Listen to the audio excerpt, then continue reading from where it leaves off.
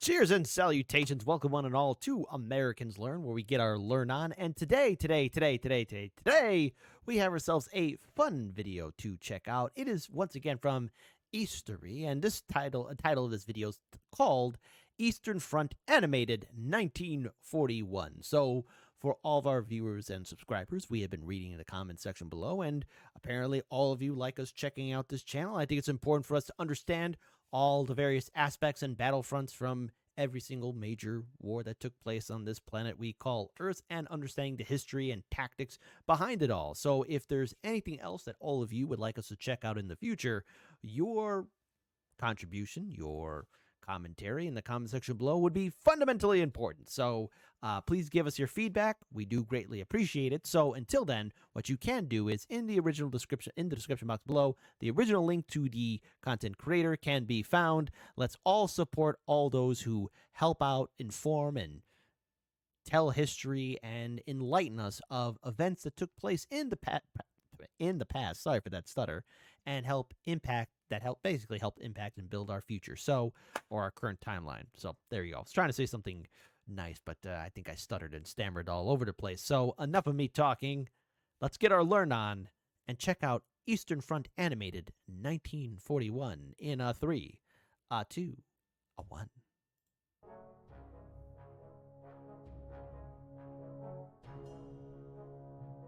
Europe, summer 1941. Germany had secured most of Central and Western Europe, with only Great Britain remaining defiant on the islands. The only potential threat to Germany in Europe was its former ally, the Soviet Union. In order to break the stalemate with Britain and make Germany's strategic position indisputable, Hitler decided to cripple the military capabilities of the Soviet Union and seize its natural resources. Germany planned to achieve this goal by capturing most of the European part of the Soviet Union before the onset of winter 1941. The main attack would take place in the center and be directed towards Moscow, with auxiliary attacks in the north and south. By the middle of June 1941, the Germans had almost completed the preparations and the invasion was about to begin. Meanwhile, The biggest mistake Germany could ever do. No one invades Russia, okay? The only people who have ever conquered Russia was Genghis Khan and his fantastic friends. That's it. Nobody else. forces were unaware of what was coming and were ill prepared to resist the German invasion. First, we'll look at the southern sector. The Soviets had deployed their strongest units in the south, having 1,200,000 men between the Pripyat marches and the Black Sea. They were to be confronted by the Army Group South that was of roughly the same strength. The first objective of the Axis troops was securing the western Ukraine. On June 22nd, the invasion began. The Soviets immediately gathered their armored forces and met the German spearhead with a massive counterattack in the area of Dubno and Brody.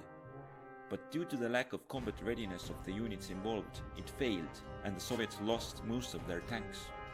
The German advance continued, and this created a threat of encirclement to the Soviet troops in the south, and they had to be withdrawn from the exposed position. After the main attack had tied down the Soviet reserves, the Axis forces in Romania joined the offensive.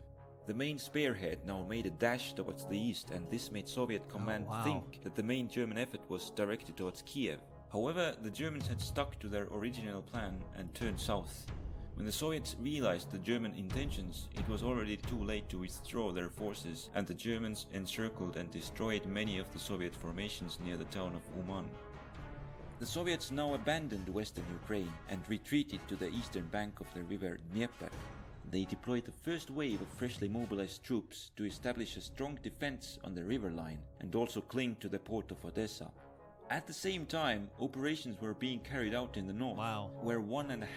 And who would think, again, just the amount of manpower and ingenuity it was taking to try and conquer this vast amount of territory. There's no possible way the Germans could have held on to this.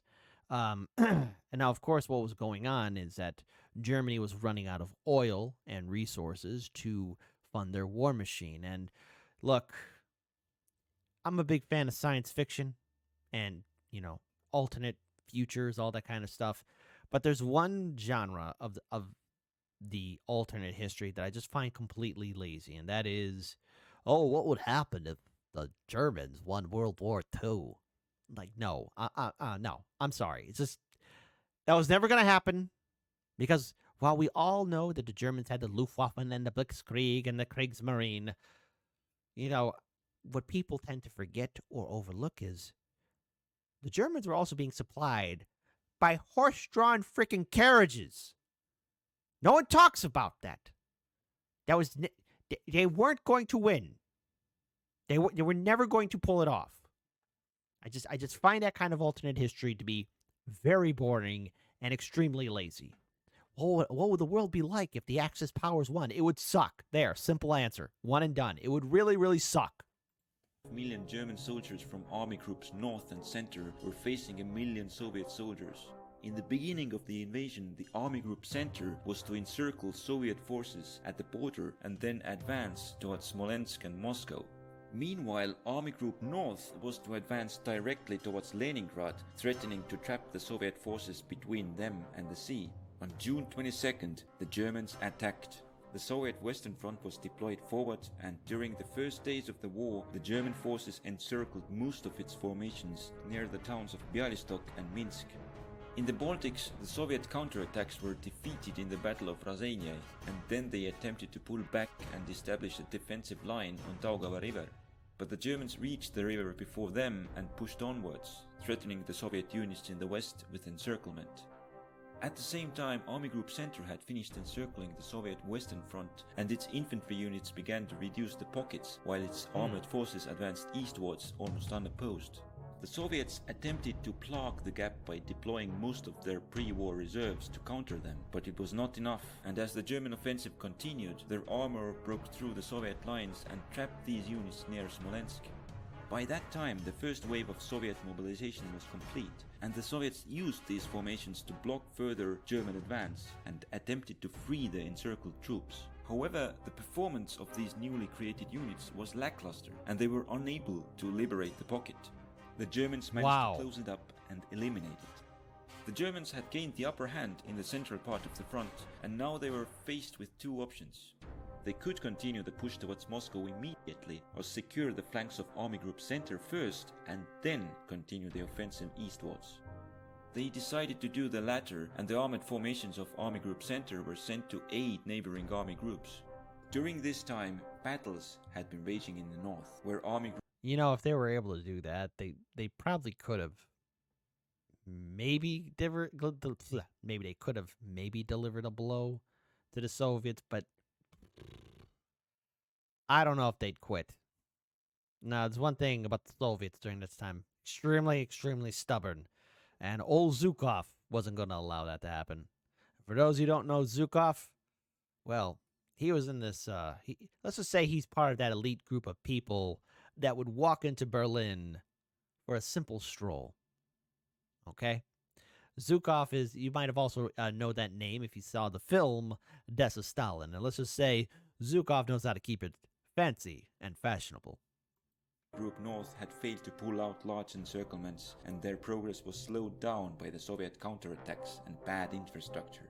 Nevertheless, they were making slow but steady progress, and after securing their left flank, they reached the approaches to Leningrad. When the help from Army Group Center arrived, they were able to perform the final push and cut off the land-based communications to the city. Further north, Finland had entered the war against the Soviet Union on June 25th, and the Finnish troops took advantage of the Soviet defeats by taking back the lands lost in the Winter War. After that, they established forward defensive positions between the lakes. Even further north, the Finnish and German troops attempted to capture the Soviet port city of Murmansk and cut the Murmansk railway in order to sever the Allied supply route to the Soviet Union. However, their attacks became bogged down in the rough terrain short of their objectives. The front became static.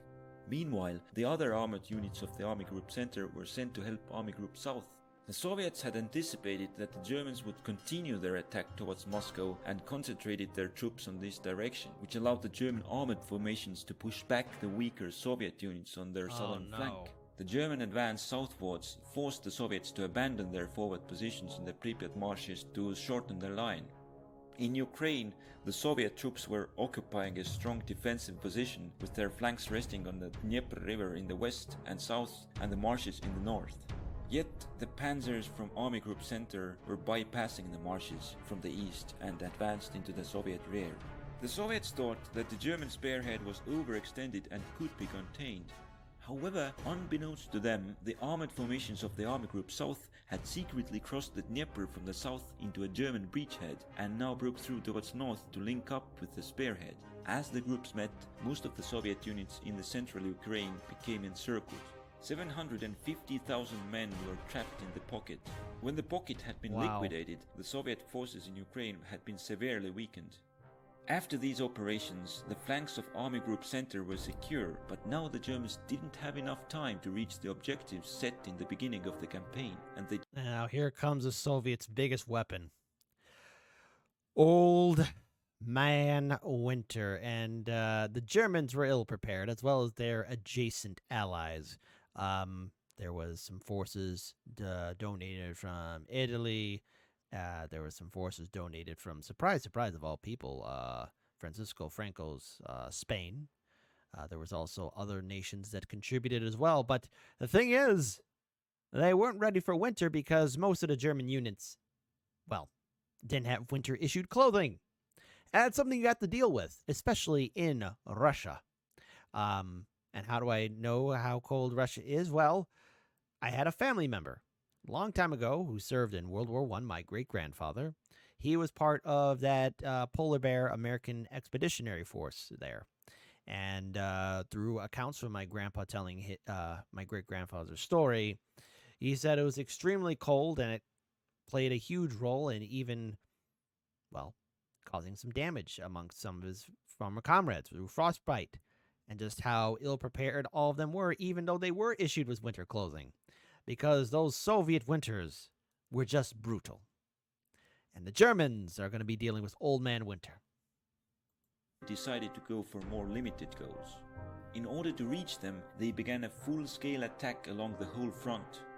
In the south, the Soviet resistance had been crippled with the recent encirclement, and this allowed the Germans to carry out another encirclement, trapping part of the Soviet forces on the coast of the Black Sea. Then they pushed onwards and established their control over the resource-rich areas of the eastern Ukraine and conquered the Crimean Peninsula, with Soviets abandoning Odessa but clinging on to the port of Sevastopol. At the same time, the German forces were pursuing their objectives in the north. Their goal was to sever the remaining supply route to Leningrad and link up with the Finnish forces. The initial advance was successful and reached its first goal by cutting the railway line supplying the city. The main German effort was in the center. All this time the Soviets had anticipated an attack on Moscow and had deployed 1,250,000 mobilized troops in the sector. During the German operations on the flanks, they had even somewhat managed to push Army Group Center back to improve their defensive perimeter, but by the end of September, the German armor had finally returned to the center and proceeded to carry out a new attack. Once again, near the towns of Vyazma and Bryansk, the Soviet troops were encircled, and this resulted in halving the Soviet strength on the front. After reducing the pockets, the Germans closed their distance to Moscow. Then they attempted to encircle Moscow with a two-pronged attack, but by that time the long advance had exhausted their offensive capabilities and the weather had become severely cold. The Soviets managed to halt their advance, and although they didn't have large superiority in numbers, the Soviet proficiency in winter combat allowed them to carry out a counterattack. The Germans were forced to abandon their vulnerable forward positions on the flanks and pulled back in order to shorten the front line. During the retreat, they had to abandon some of their heavy equipment. At the same time, the German attempt to cut off Leningrad had also failed, and they had to retreat to their starting positions, and the supply line to Leningrad was restored. In the south, the German advance was also checked by the Soviets, forcing the Germans to abandon their forward positions in Rostov.